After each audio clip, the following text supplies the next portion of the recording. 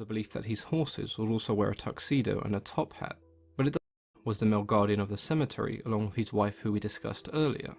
What I found most interesting about this iteration was the belief that his horses would also wear a tuxedo and a top hat, but it doesn't quite stop there. They also demonstrated behaviour quite similar to their master, smoking cigars and drinking fine liquor. Baron Criminel was one of the most feared Loa. He was seen as a murderer condemned to death, and when he was invoked he would provide swift judgment. This iteration of the Baron was the least pleasant to be around. When someone was possessed by Baron Criminel, they would shout obscenities and attempt to harm all of those around them. One of the ways to appease this particular spirit was with the sacrifice of black chickens by burning them alive, as it was believed the shrieking of the chickens when being burned appealed to his cruel nature.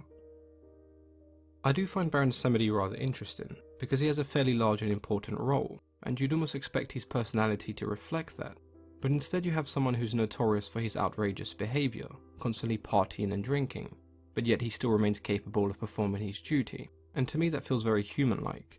In the same way many of us work extremely hard, but then also party hard in our spare time, so does Baron Samedi. It's definitely been interesting looking into some voodoo, and I'm sure many of you will be able to shed some light on a lot of the things that were covered in this video.